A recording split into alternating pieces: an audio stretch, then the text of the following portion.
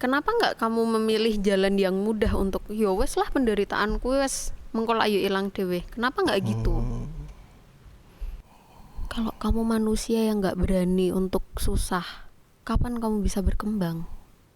Tapi kan Tuhan Yesus juga menjanjikan kalau hidupmu di dunia ini nggak akan mudah.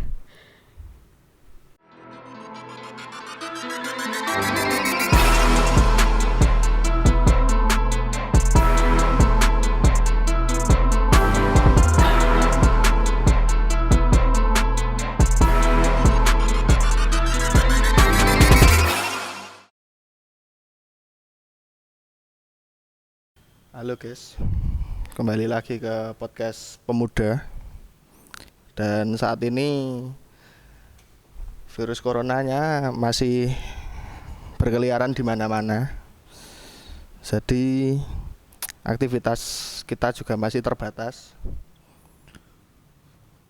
Kuliahku juga terbatas, jadinya sekarang kuliahnya online, apa-apa online. Tapi online pun nggak lebih enak, tapi malah lebih menyiksa. Jadi ya gimana ya, tugasnya terus dibanyak-banyain, UAS semuanya pakai tugas. Ya walaupun bisa dikerjain di rumah, tapi ya tetap aja tugasnya tambah banyak, malah nggak lebih sedikit.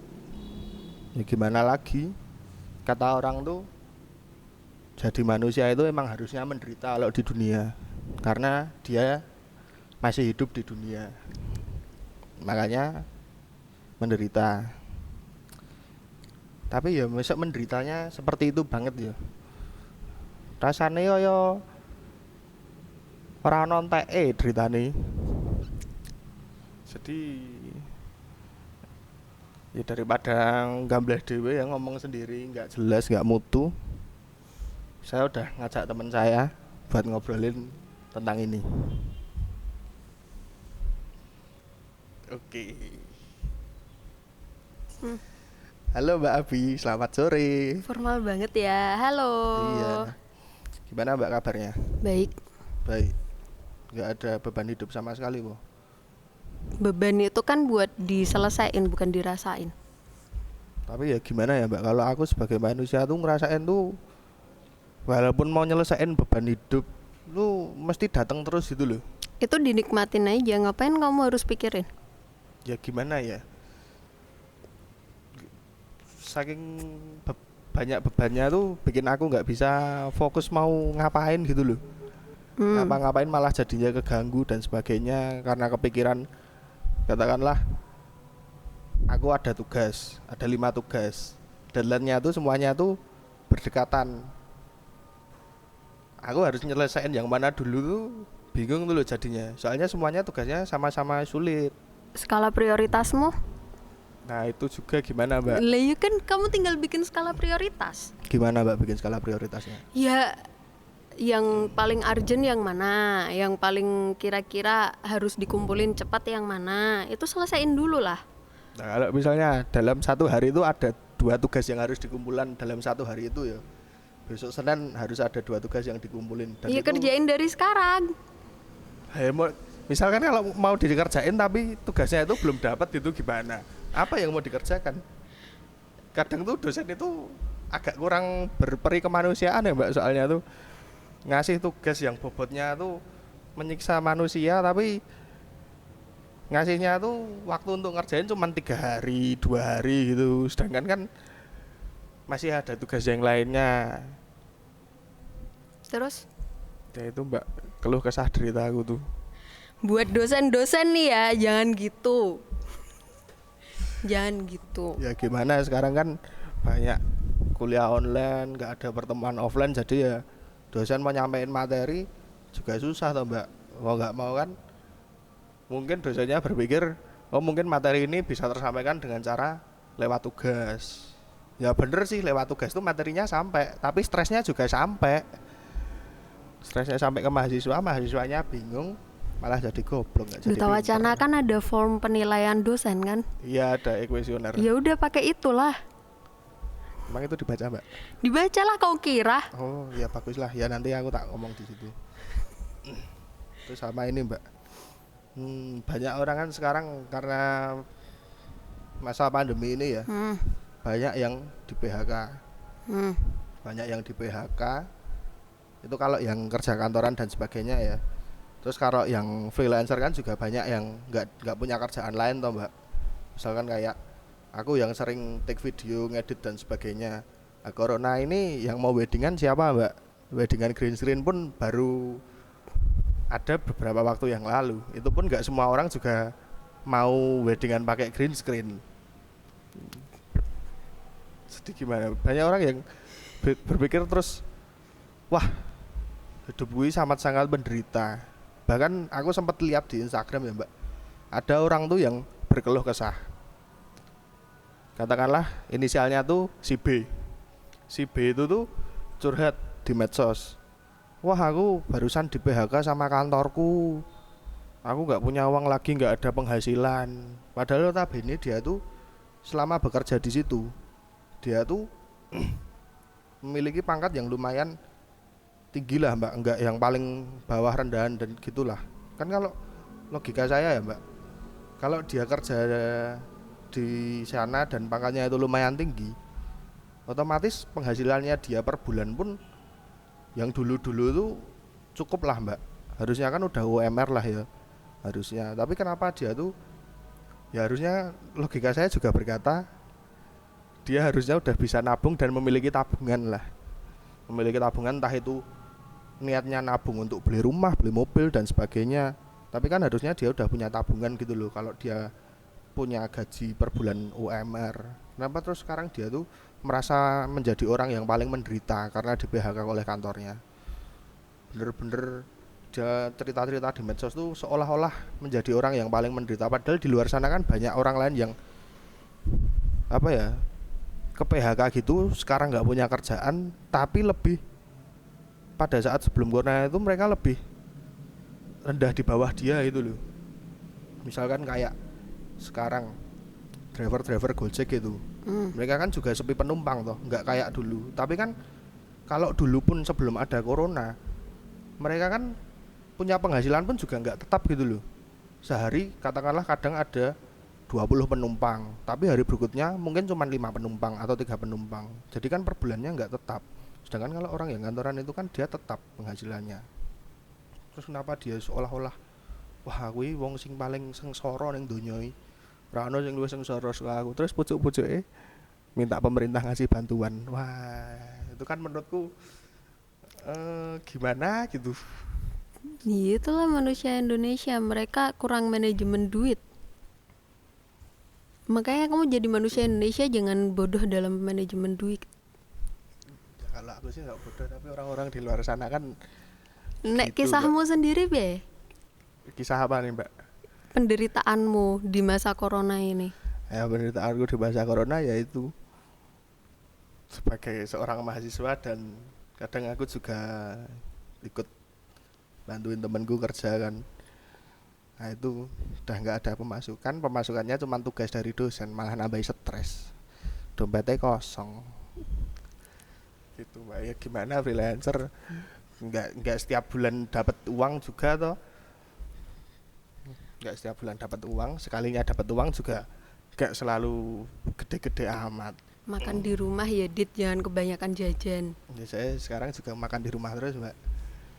Saya di luar tuh paling cuman beli apa, kopi, teh, susu gitu sih mbak. Jadi gimana ya. Terus ada lagi nih, banyak juga di luar sana manusia tuh menderita karena agamanya. Seolah-olah mereka tuh wah awet dadi wong Kristen iki uripe tambah angel. Padahal kok jarine ning Alkitab kan ada di ayat Alkitab tuh yang apa namanya, berbunyi kalau kamu mengikuti Yesus kamu akan memperoleh hidup kekal, kamu akan diselamatkan.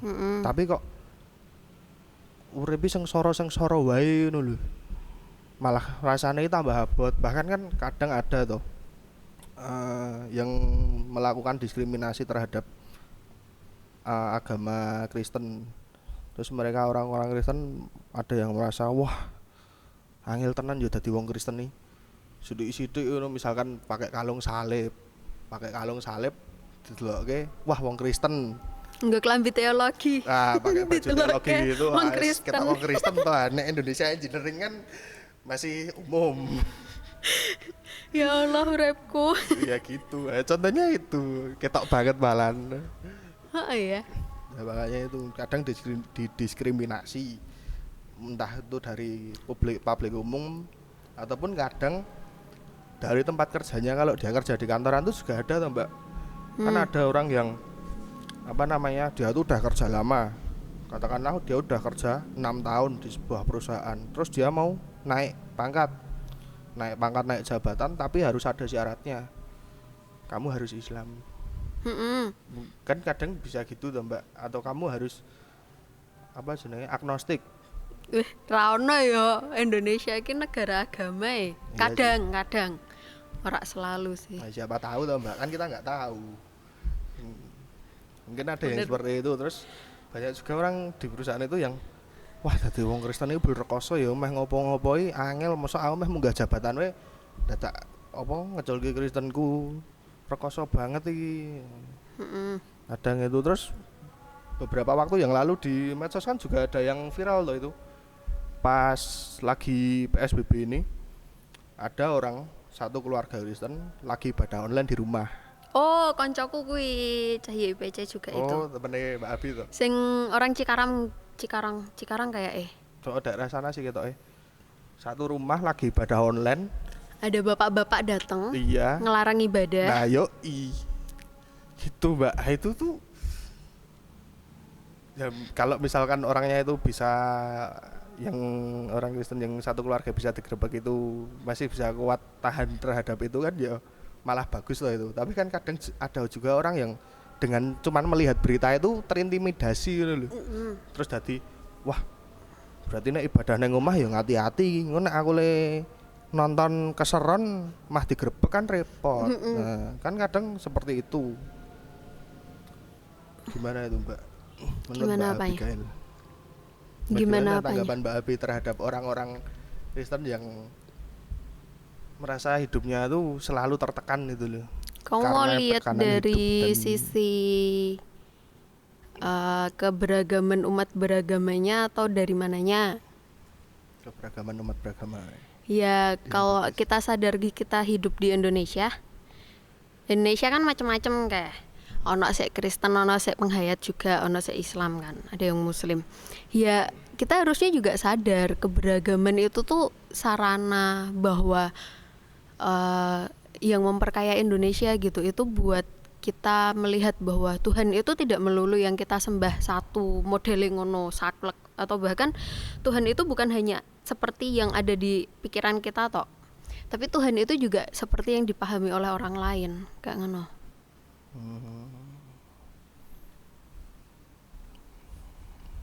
Tuhan itu nggak bisa tunggal.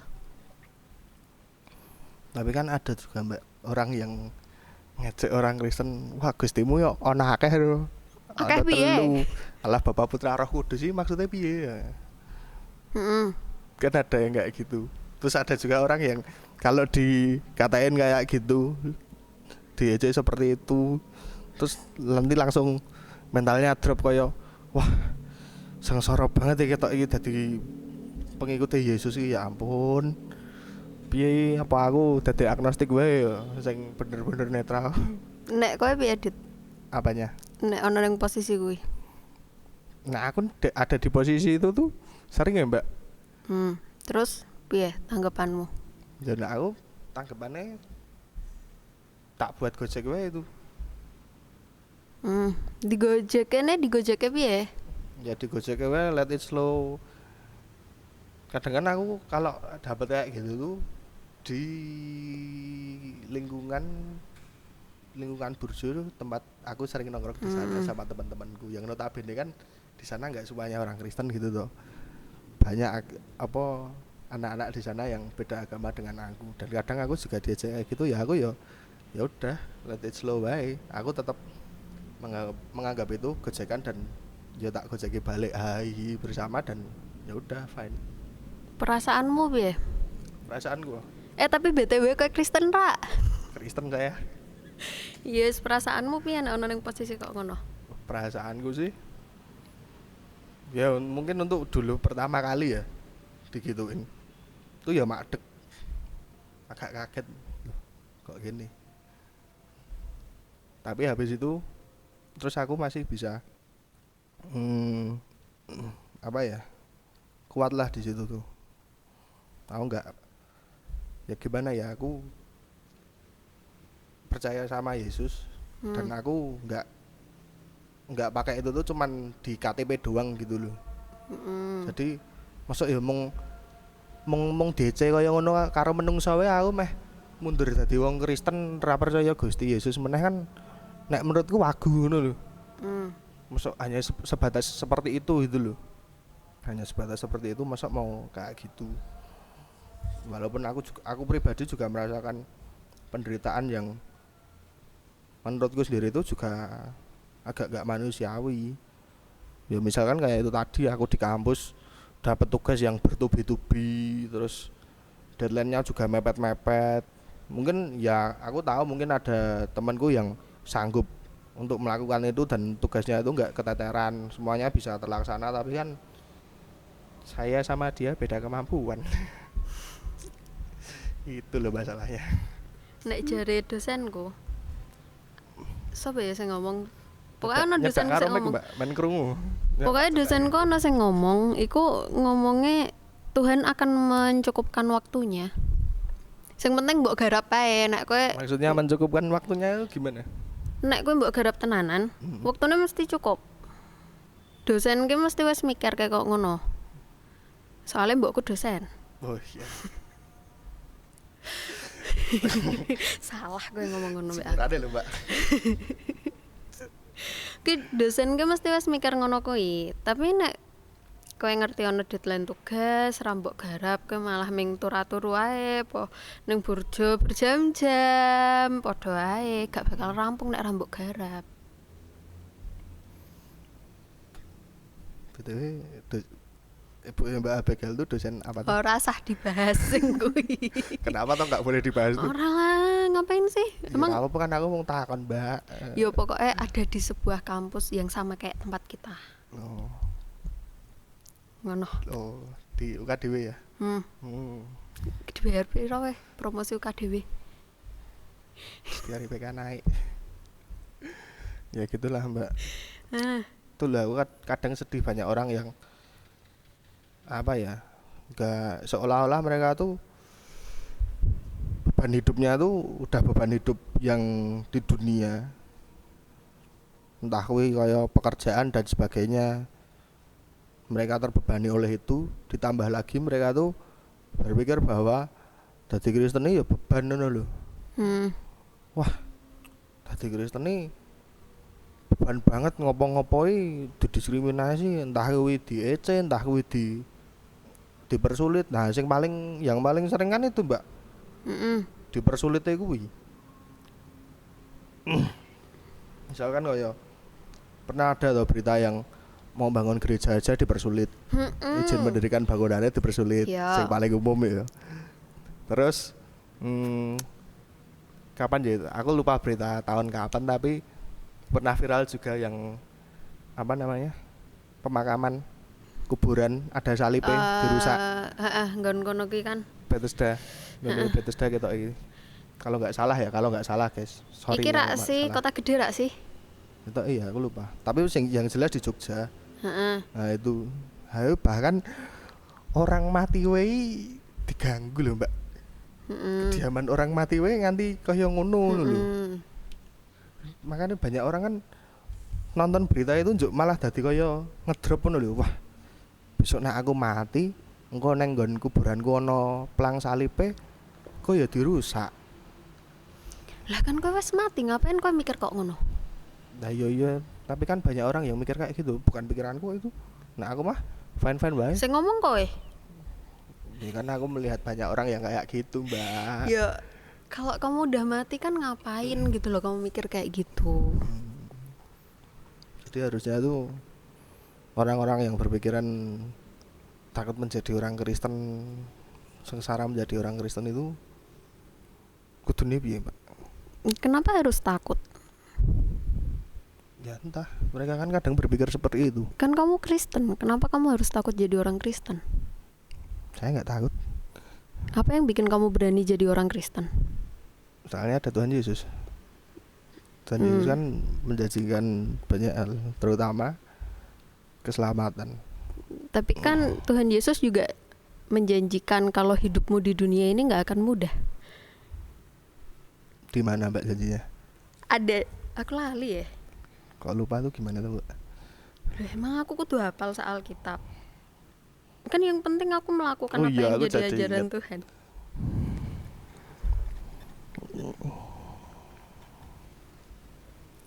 Di mana coba? Kalau aku sih ingatnya di Kisah Para Rasul 9 ya, Mbak. Saya tak buka sih. Ayat 16. Aku sendiri akan menunjukkan kepadanya betapa banyak penderitaan yang harus ia tanggung dalam karena namaku. Iya. Itu kan ngebahas tentang Saulus kan. Saulus itu kan dia di situ diceritain kalau Saulus itu ngejar-ngejar orang Kristen gitulah, pengikutnya Kristus gitu kan. Terus dia itu dikasih penglihatan. Nah, di situ Tuhan bilang kalau aku sendiri akan menunjukkan kepadanya betapa banyak penderitaan yang harus ia tanggung oleh karena namaku. Tapi pada akhirnya kan dia jadi salah satu rasul yang kalau nggak ada dia kekristenan nggak akan tersebar sejauh itu. Dan di situ kan berarti Tuhan menunjukkan kalau dalam penderitaan yang terjadi oleh Saulus, yang dialami oleh Saulus, dia kan juga memberikan sesuatu janji yang kita bisa lihat kalau itu janji bahwa Tuhan akan selalu menyertai dalam setiap perjalanannya. Dia nggak akan pernah ngelepasin kita. Terus kenapa kita harus takut? Berarti sebenarnya kalau manusia menderita itu emang wajar ya, Mbak, karena kan masih hidup di dunia. Dan Tuhan pun juga bilang kalau kamu ngikutin aku, kamu menjadi pengikutku, kamu juga akan menderita. Dia nggak janji, dia nggak pernah janji. Aku tahu salah satu formulasi berkat dari sebuah gereja. Aku pernah khotbah sekali di sana. Dia bilang, Tuhan tidak pernah berjanji langit selalu biru, bunga-bunga mekar tanpa layu, tapi ia berjanji akan selalu menyertai. Kan Tuhan janjinya menyertai, bukan memberikan kenyamanan, keenakan dalam hidupmu. Kalau kamu manusia yang gak berani untuk susah, kapan kamu bisa berkembang? Gitu. Berarti emang menjadi pengikut Kristus tuh tetap ada penderitaannya ya, Mbak. Enggak jalannya tuh rata mulus kayak jalan tol. Tergantung juga kamu ngelihatnya dari sudut pandang yang gimana sih. Iya, toh juga Yesus di dunia nggak diajeni toh, mah disalib. Berarti wajar tuh kalau pengikutnya tuh juga akan menderita. Ya walaupun nggak disalib ya, tapi kan tetap juga menderita tuh di bumi ini, di dunia ini ketika hidup. Oke, Mbak. Iya ngono. Terus sekarang deh dari kehidupanmu, kowe urip wis pirang tahun? aku hidup udah 19 tahun. Hah? Tenan. Raimu ra ngono. Ya ampun, Mbak, awi lahiran 2000, Mbak. Saestu. 20 lah, 17 Agustus besok masih kan. Nah, ya setidaknya 19 ya, plus itu. Ya, 19.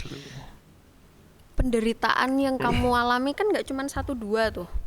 Tapi kamu bisa belajar kan dari penderitaan yang kamu alamin. Itu.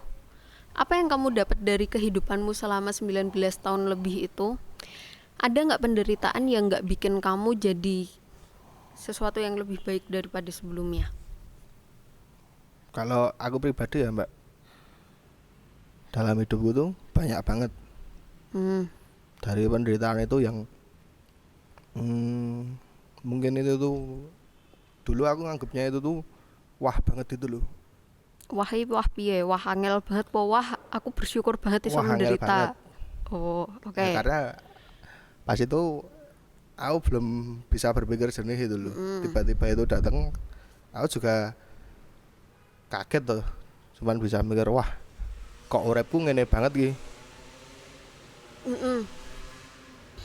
Aku berpikir seperti itu, dan pas itu aku sendiri pun ya agak ngedown mentalku. Tapi setelah saat itu aku berpikir, nah aku begini terus gak mau bangkit, aku menikmati rasa sakitku, aku gak mau ngapa-ngapain, aku meh nyerah, gak ada gunanya. Wong Tuhan we ngasih aku kehidupan lho. Pada saat itu pun aku masih bisa bangun dan masih bisa bernafas. Masuk habis itu aku mau, selama aku hidup aku mau meneng wae, mau menyerah begitu saja. Meh ya wis lah sakarepe uripku meh piye, aku nggak mau berusaha ngapa-ngapain, masuk ya meh gitu aja. Nah pas saat aku bisa mikir seperti itu, akhirnya aku bisa bangkit dan menyelesaikan masalah penderitaanku itu. Jadi manusia yang lebih baik nggak? Jadi manusia lebih baik. Akhirnya pada saat itu aku juga bisa bersyukur kalau aku mendapat penderitaan itu. Karena setelah itu aku lebih bisa berpikir jernih. Lebih bisa berpikir sebelum melakukan sesuatu dan ketika melakukan sesuatu. Gitu, Mbak. Contoh konkretnya? Apa nih? Iya masalah sing iso marake kowe dadi loe HP iku. Masalah ketika dulu saya SMA nyaris di DU. Oke. Jadi pas itu karena saya terlalu menuruti diri saya sendiri. Ya pada saat itu ya mungkin kalau orang ngelihatnya tuh sampai sekarang saya tuh males ya. Sukanya itu cuman rebahan, tidur-tiduran. Tapi nek sekarang rebahan tuh menyelamatkan dunia. Iya, corona ra oleh mundi. Iya, makanya itu kan kalau sekarang. Nah, dulu pas saya SMA saya males-malesan tuh. Sekolah aja males-malesan. Kalau di total kelas 2 SMA itu, kalau di total ya 4 bulan saya nggak masuk. Tapi nggak berturut-turut ya, lompat-lompat. Tapi nek di total 4 bulan lebih dikit lah nggak masuk. Dan ketika kenaikan ke kelas 3 dapat warning. Hamin berapa ya? Hamin 2 bulan gitu Hamin 2 bulan UAS itu saya di warning kalau dari sekarang sampai besok UAS kamu nggak bisa masuk terus, kamu bakal di DU. Nggak bisa naik ke kelas 3, nggak bisa ngulang di sini, kamu di DU. Oke, pada saat itu aku ya cuman oh ya Bu, dikasih tahu kayak gitu ya, namanya anak SMA isih ndablek. Terus akhirnya setelah tak pikir-pikir, nek misalkan aku di DO tenan ya repot. Malah jadi bisa mikir kan? Ya makanya itu. Terus? Dan akhirnya pada saat itu aku juga berpikir, nek misalkan aku di DO dan misalkan aku harus pindah sekolah, kalau mau sekolah lagi, engko ragate ya lumayan. Kasihan orang tuaku tuh yang ragate wong ya pada saat itu sampai sekarang pun aku masih sekolah tuh masih dibayarin orang tuaku. Mosok ya aku meh sebegitu tegane menuruti hawa nafsuku dewe. Aku pengen males-malesan sekolah dan sebagainya kan juga kasihan orang tuaku tuh. Akhirnya pada saat itu aku berniat untuk sekolah yang bener, rajin, nggak suka bolos lagi. Dan akhirnya pada saat itu pun ya itu tak alami nggak dalam waktu yang cepat ya. Ketika aku diomongin kamu mau di DO terus besoknya aku jadi rajin tuh ya nggak secepat itu gitu loh. Pada saat itu saya masih ngeyel ndablek, jadi sekitar 2 minggu apa seminggu itu saya masih mikir-mikir iki piye, apakah ya wis aku metu saka sekolah wae, golek sekolah sing penak sing sesuai karepku, sing tak pengini. Tapi ya itu tadi aku mikir mempertimbangkan hal-hal itu toh. Akhirnya aku ya udah lanjut sekolah dan puji Tuhane aku bisa naik kelas 3 pada saat itu, enggak jadi di DU. Kelas 3 masih bolosan? Enggak. Kelas 3 mau UN, Mbak. Pas itu karena kejadian itu, makanya aku terus berpikir, "Wah, kelas 3 ini." Akhirnya aku bisa naik kelas 3. Dan di situ pun aku ya mikir kalau itu tuh bukan karena kerja kerasku doang gitu loh. Itu juga anugerah dari Tuhan. Ya. Gitu. Makanya aku bisa sampai kelas 3 SMA. Terus akhirnya aku bisa lulus dari SMA tepat waktu. Akhirnya dari situ aku juga mulai bisa apa ya, nggak selalu menyalahkan Tuhan loh. Kan kadang banyak orang sing yuk, wah Gusti Yesus sih piye to? Kok uripku ngene, kok uripku ngene. Nah, kan banyak orang di luar sana yang selalu menyalahkan Tuhan Yesus. Tapi pada saat itu pun, dan mulai dari saat itu aku ketika mendapat suatu penderitaan, beban masalah atau apapun itu, aku selalu berusaha berterima kasih sama Tuhan.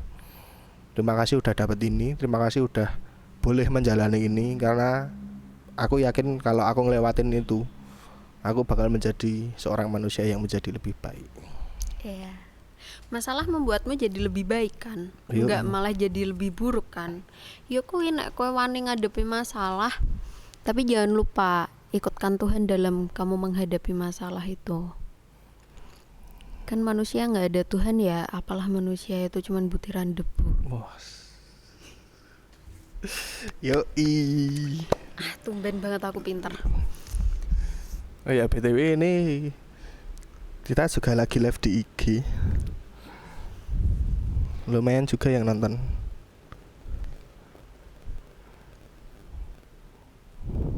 Yang live di IG ada yang tanya nggak ya tentang, mungkin mau berkeluh kesah tentang penderitaannya yang dialami.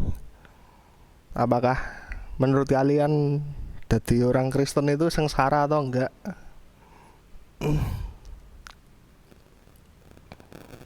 Kalau Pak Yosep nonton mau cerita juga jadi pendeta sengsara apa enggak, boleh loh. Kali aja gitu. Mbak Abi loh Mbak yang ngomong. Ya kan aku bisa belajar juga toh dari Pak Iya. Yosep. Ya opo uripe dadi pendeta iku abot ta Wah, ora? calon pendeta ya Mbak ya. Abot ya.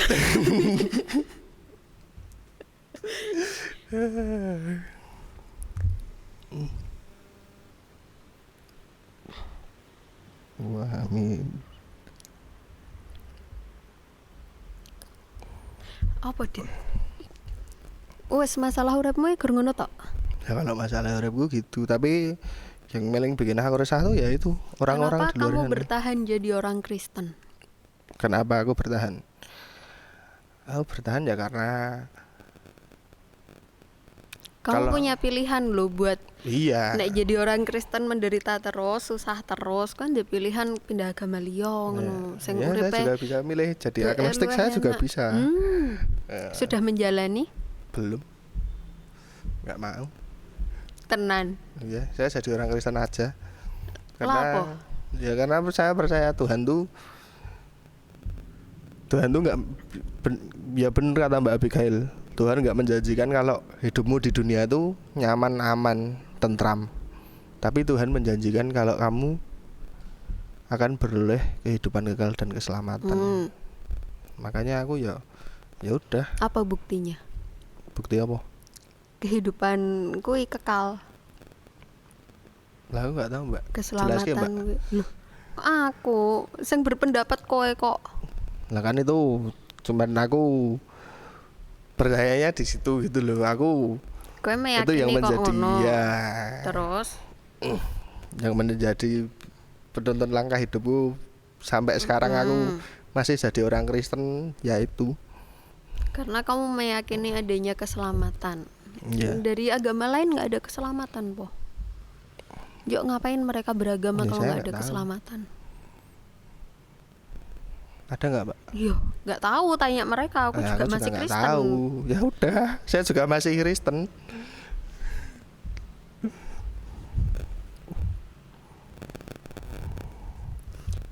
Apa dit? Oh. Ono komentar-komentar apa dit? Ada yang tanya, Mbak. Apa? Mbak Abigail, selama stase ada penderitaan apa aja, Mbak?